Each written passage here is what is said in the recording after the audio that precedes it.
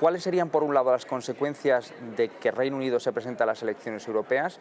¿Y podría, de alguna manera, afectar de manera negativa a ese protagonismo extra que España iba a tener dentro del Parlamento Europeo en este caso?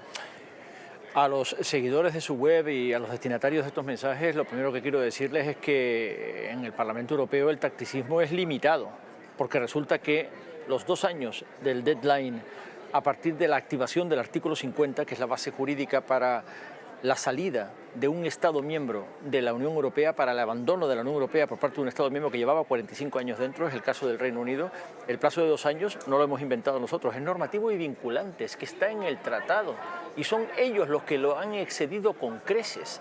Por lo tanto, el Parlamento Europeo no ha jugado ningún tacticismo, es una irresponsabilidad de la Cámara de los Comunes no haber cumplido con sus propios plazos, porque ellos activaron el artículo 50 y sabían perfectamente que a partir del artículo 50 pues empezaba a contar el tiempo en un reloj de arena que al final pues se consumió y ellos no han sido capaces de encontrar la salida, por tanto persiste la incertidumbre.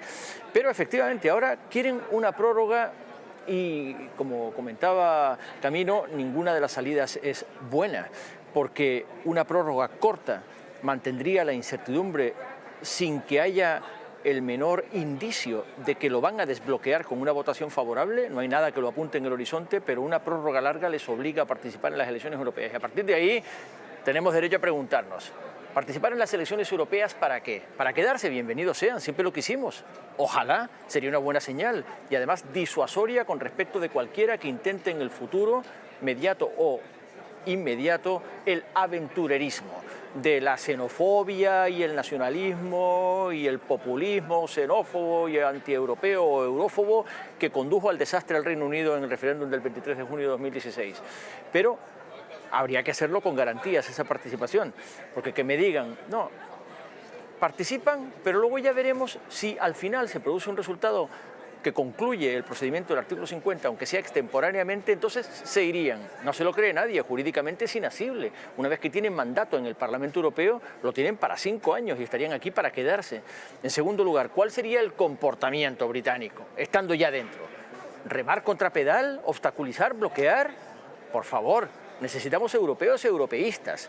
Es cierto que ya han jugado esa carta, sobre todo los representantes insensatos del UKIP que practicaron esa demagogia antieuropea que luego pues prendió el incendio del referéndum de 2016. Por tanto, todas esas garantías habría que exigirlas de antemano. Ahora, si me pregunta impacto sobre España, yo tengo que decir que es cierto que a partir de que se puso en marcha el artículo 50 se hizo, por decirlo así, un cálculo de crecimiento de los estados que, de acuerdo con el principio, es un palabra europeo, de progresividad negativa, es decir, de degresividad de reparto de escaños por población, debían crecer. Era el caso de España. Pasábamos de 54 a 59, aunque el conjunto de los parlamentarios europeos se reducía a 700, respecto de 751, que es su cifra actual. Por tanto, existía una expectativa de crecimiento, pero debo decir que eso no es lo que está en juego. Lo que está en juego no es que los españoles vayamos a lamentar que 5 escaños que íbamos a crecer ya no los vamos a crecer si los británicos se quedan.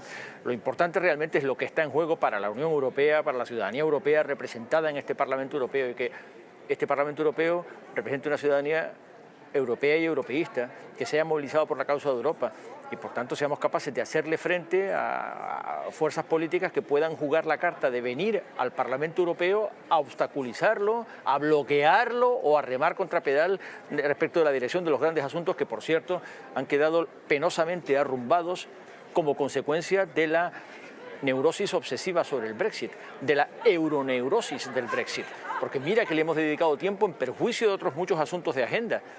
No los hemos descuidado por completo, pero hubiéramos ganado muchísimo tiempo útil si no hubiéramos concentrado tantas neuronas y energías en el Brexit de nunca acabar.